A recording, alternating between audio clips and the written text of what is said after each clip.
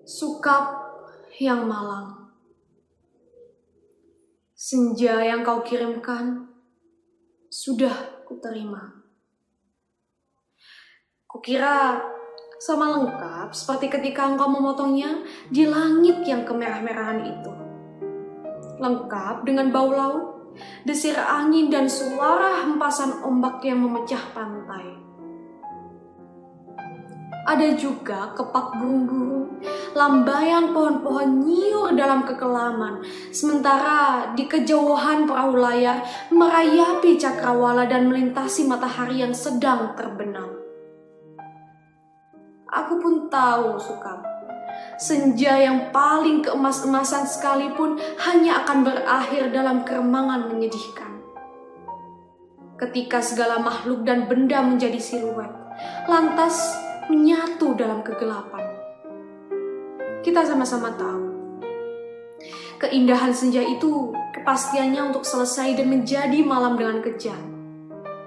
Manusia memburu senja kemana-mana, tapi dunia ini fana, Sukap. Seperti senja, kehidupan mungkin saja memancar gilang gemilang, tetapi ia berubah dengan pasti. Waktu mengubah segalanya tanpa sisa, menjadi kehitaman yang membentang sepanjang pantai. Hitam, sunyi, dan kelam. Rupa-rupanya dengan cara seperti itulah dunia mesti berakhir. Senja yang engkau kirimkan telah menimbulkan bencana tak terbayangkan. Apakah engkau tahu suratmu itu baru sampai 10 tahun kemudian? Engkau tidak akan tahu, Sukap. Seperti juga engkau tidak akan pernah tahu apa yang terjadi dengan senja yang kau kirimkan ini. Senja paling tidak pernah aku harapkan. Senja sialan yang paling tidak pernah diharapkan manusia, Sukap. Senja ini baru tiba setelah 10 tahun. Karena tukang pos yang jahil itu rupanya penasaran dengan cahaya merah yang keemas-emasan yang memancar dari amplop itu, Sukap. Cahaya itu mengganggunya semenjak ia menggenjot sepeda dari kantor pos. Berkilau-kilau dan memancar di tas surat yang tergantung di boncengan sepeda. Begitu rupa sehingga cuaca siang hari menjadi kacau. Angin menderu dan ombak terdengar menghempas-hempas. Meskipun ia bersepeda mendaki Bukit Kapur. Demikianlah, maka ia suatu ketika dalam tas itu terdengar suara-suara. Ia buka tas itu dan ia melihat amplop Federal Express yang sudah tidak putih lagi, melainkan merah keemas-emasan, Sukap. Seperti senja dengan matahari terbenam di balik cakrawala. Tukang pos itu mengambil amplop tersebut. Menimang-nimangnya agak berat juga. Maklumlah, bukankah amplop itu berisi senja, Sukap? Senja dengan matahari merah membara yang turun perlahan-lahan di balik cakrawala. Seperti semua senja yang ada di balik kartu pos. Tapi yang kamu kirim itu bukan kartu pos, Sukap. Yang kamu kirim itu senja di tepi pantai dengan hempasan ombak, bau laut, dan angin yang asin. Pikir berapa ton beratnya pasir di sepanjang pantai itu, Sukap? Kira-kira sedikit dong. Masih lumayan tukang pos itu kuat menggenjot sepedanya mendaki Bukit Kapur. Buset, kalau anak-anak kecil tahu ada matahari terbenam di dalam amplop itu, lantas bagaimana?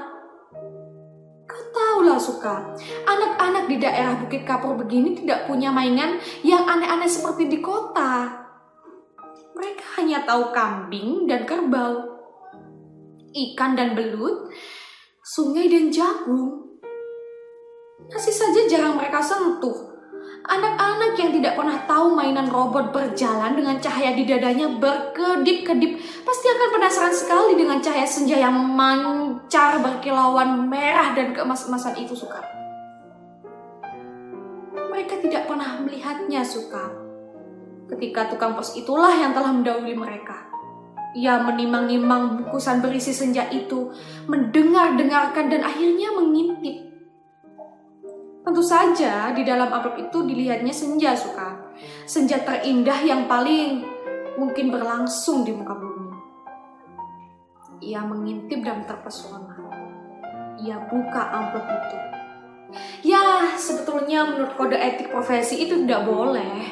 Tapi manusia manapun bisa melakukan kesalahan, bukan? Ia buka terus amplop itu dan melihat senja dengan langit merah keemas-emasan di dalam sana. Dan melihat mega-mega terpencar seperti perahu di danau, memberikan perasaan nyaman dan tenang. Siapa yang tidak suka merasa nyaman dan tenang di dunia ini, Suka? Di sebuah dunia yang miskin masih bersimbah darah pula. Maka jangan salahkan tukang pos itu, Suka. Jika ia kemudian menjadi begitu penasaran dan memasuki senja yang terbentang, tidak ada yang tahu apa nasib waktu. Ketika anak-anak akhirnya berkerumun di sekitar sepeda yang tergeletak itu, mereka hanya melihat saja cahaya senja yang kemerah-merahan yang semburat membakar langit. Amplop itu hanya bocor sedikit, tapi akibatnya sudah begitu rupa. Dan ini adalah gara-gara kamu, Suka. Sukap yang malang, bodoh, dan tidak pakai otak. 10 tahun lamanya tukang pos itu mengembara di dalam amplop. Kita tidak pernah tahu apa yang dilakukan di sana. Apakah dia kawin, beranak pinak dan berbahagia? Atau selama ini dia hanya duduk saja memandang matahari terbenam dengan perasaan kehilangan. Sementara langit yang tadinya merah keemas-emasan perlahan-lahan menggelap ke biru-biruan. Aku juga tidak tahu bagaimana caranya menikmati senja di dalam amplop, Suka. Sebuah ruangan yang sungguh-sungguh terdiri dari waktu. Apakah waktu bisa diulang atau bagaimana? Aku belum pernah memasuki senja di dalam amplop. Atau apakah di dunia ini sebetulnya seperti di dalam amplop ya, Suka? Di mana kita tidak akan tahu apa yang berada di luar diri kita. Di mana kita merasa hidup penuh dengan makna, padahal yang menonton kita tertawa-tawa sambil berkata, kasihan betul manusia. Apakah begitu, Suka? Kamu yang suka berhayal barangkali tahu. Tapi aku tidak mau hayalan, aku tidak mau kira-kira, meskipun usaha kira-kira itu begitu canggihnya yang disebut ilmiah. Aku mau tahu apa yang sebenarnya. Apakah ada yang menyaksikan kita sambil tertawa-tawa? Kalau iya, apalah arti hidup ini, Suka? Tidakkah nasib manusia memang seperti ikan yang diternakkan hanya untuk mengisi akuarium di ruang tamu seseorang yang barangkali juga tidak terlalu peduli pada makna kehidupan ikan-ikan itu? Aku tidak pernah tahu. Tidak ada seorang pun yang tahu apa yang dialami tukang pos itu di dalam amplop. Sampai ia keluar 10 tahun kemudian dengan wajah yang bahagia. Ia sudah 10 tahun menghilang di dalam amplop. Tapi ia tidak tampak bertambah tua. Apakah waktu di dalam amplop tidak bergerak? Tepatnya, apakah senja di dalam amplop tidak berhubungan dengan waktu? Apakah tidak ada waktu di dalam amplop Federal Express itu? Apakah aku harus peduli dengan semua ini, Suka? Apakah aku harus peduli? Kamu betul-betul merepotkan aku, Suka. Dasar laki-laki tidak tahu diri. Sukap yang malang, goblok dan menyebalkan. Kamu tahu apa yang terjadi 10 tahun kemudian? Tukang pos itu tiba-tiba di depan rumah kami. Ya, rumah kami. Setelah 10 tahun banyak yang terjadi dong, Sukap. Misalnya bahwa kemudian aku kawin, beranak pinak dan berbahagia. Jangan kaget. Dari dulu aku juga tidak mencintai kamu, Sukap. Dasar bego, kasih isyarat tidak mau mendengarkan. Sekali lagi, aku tidak mencintai kamu.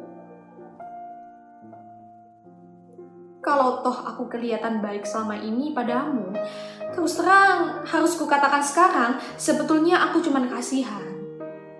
Terus terang aku kasihan sama kamu, Suka. Mencintai begitu rupa, tapi tidak tahu yang kamu cintai sebetulnya tidak mencintai kamu. Makanya jangan terlalu banyak berhayal, Suka. Pakai otak sedikit dong. Hanya dengan begitu kamu akan selamat dari perasaan cintamu yang tolol itu. Tapi bukan cinta tai kucing ini yang sebetulnya ingin kuceritakan padamu, Suka. Soal cinta ini sama sekali tidak penting. Kamu harus tahu apa akibat perbuatanmu ini, Suka. Mengirim sepotong senja untuk orang yang sama sekali tidak mencintai kamu. Tahu apa akibatnya? Begitu tukang pos itu pulang setelah menceritakan kenapa Federal Express bisa terlambat 10 tahun. Aku buka amplop berisi senja itu. Dan terjadilah semua ini. Apakah kamu tidak tahu, Suka? Senja itu meski cuma sepotong, sebetulnya juga semesta yang utuh. Kamu kira matahari terbenam itu besarnya seperti apa? Seperti apem. Kalau sepotong senja itu di dalam amplop terus sih tidak apa-apa. Tapi ini keluar dan lautnya membludak tak tertahankan lagi. Bagaimana aku tahu amplop itu berisi senja, Suka? Aku bukan penghayal seperti kamu. Hidupku penuh dengan perhitungan yang matang. Aku tahu betul untung rugi setiap perbuatan. Terutama apa untung ruginya untuk diriku sendiri. Betapa pentingnya hidupku selamat demi suamiku, demi anak-anakku. Pura-puranya aku ini juga perempuan yang setia. Itu pula sebabnya sebelum maupun sesudah kawin aku tidak sudi berhubungan dengan kamu, Suka. Lagi pula aku tidak mencintai kamu. Mau apa? Tapi kamulah tidak tahu diri, mengirim senja tanpa kira-kira. Dunia ini jadi berantakan tahu. Berantakan dan hancur lebur tiada terkira. Setelah amplop itu kubuka dan senja itu keluar, matahari yang terbenam dari senja dalam amplop itu berbenturan dengan matahari yang sudah ada. Langit yang biru bercampur aduk dengan langit yang kemerah-merahan, yang terus-menerus berkedip menyilaukan karena cahaya keemas-emasan, menjadi sembura tak beraturan. Senja yang seperti sepotong kue menggelegak. Pantai terhampar seperti permadani di atas bukit kapur. Lautnya terhempas langsung membanjiri bumi dan menghancurkan segala-galanya. Bisalah kau bayangkan, Suka, bagaimana orang tidak panik dengan gelombang raksasa yang tidak datang dari pantai, tapi dia dari atas bukit. Air bah membanjiri bumi seperti zaman Nabi Nuh. Dunia menjadi gempar. Tidak semua perahu yang ada cukup untuk seluruh umat manusia, kan? Lagi pula sampai kapan kapal dan perahu itu bisa bertahan? Tiada satu kota pun yang selamat. Lautan dari senjamu yang membuat langit merah membara itu menghempas dan membanjiri bumi dengan cepat sekali. Gedung-gedung pencakar langit di setiap kota besar di seluruh dunia. Gunung-gunung tertinggi di muka bumi, semuanya terendam air. Suka, bumi ini sekarang sudah terendam air. Di mana-mana air dan langit senja tak kunjung berubah menjadi malam. Segalanya kacau, Suka. Gara-gara cintamu yang tak tahu diri. Sukap yang malang, paling malang yang akan selalu malang. Aku menulis surat ini dengan kertas dan pena terakhir di dunia, di atas puncak Himalaya. Di depanku ada sebuah sampan kecil dengan sepasang dayung dan sebungkus supermi. Itulah makanan terakhir di muka bumi. Sisa manusia yang menjadi pengembara laut di atas kapal dan perahu telah mati semua karena kehabisan bahan makanan maupun mayat teman-temannya sendiri. Manusia memang banyak akal, Tapi menghadapi senja dari dalam amplop itu, tidak ada jalan keluar. Banyak orang mempertanyakan diriku. Kenapa aku membuat dirimu begitu cinta menggebu-gebu? Padahal cinta secuil pun juga tidak. Sehingga kamu mengirimkan sepotong senja itu kepadaku dan tumpah ruah membanjiri bumi. Tapi coba katakan, tapi itu bukan salahku, toh Suka. Aku tidak mau disalahkan atas bencana yang menimpa umat manusia. Mengapa cinta harus menjadi begitu penting sehingga kehidupan terganggu? Ini bukan salahku. Air laut kulihat makin dekat. Setidaknya setengah jam lagi tempat aku menulis surat ini sudah akan terendam seluruhnya. Aku akan naik perahu, mendayung sampai teler, makan super mie mentah, lantas menanti mangku. Akan kukirim kemana surat ini? Barangkali kamu pun sudah mati, Suka. Semua pengembara di lautan sudah mati. Sedangkan di puncak tertinggi di dunia ini tinggal aku sendiri.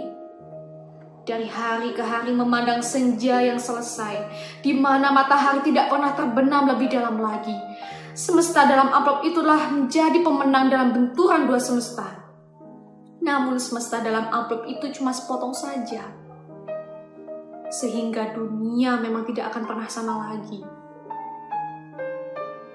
Kalau aku mati, bumi ini akan tetap tinggal senja selama-lamanya. Dengan matahari terbenam separuh yang tidak pernah turun lagi. Langit merah selama-lamanya, lautan jingga selama-lamanya, tetapi tiada seorang manusia pun memandangnya. Segenap burung sudah punah karena kelelahan terbang kembali. Tinggal ikan-ikan menjadi penguasa bumi. Kejauhan, kulihat ikan paus merah yang menjerit dengan sedih. Suka, aku akan mengakhiri surat ini. Akan kulipat menjadi perahu kertas dan kulayarkan ke laut lepas. Bukan tidak mungkin surat ini akan terbaca juga. Entah bagaimana caranya, namun siapapun yang menemukannya akan membaca kesaksianku. Jika tidak, aku pun tidak tahu apa nasib waktu. Pandang senja yang abadi sebelum melipat surat ini. Betapa semua ini terjadi karena cinta. Dan hanya karena cinta. Betapa besar bencana telah ditimbulkannya ketika kata-kata tak cukup menampungnya. Ku tatap senja itu. Masih selalu begitu. Seperti menjanjikan suatu perpisahan yang semu.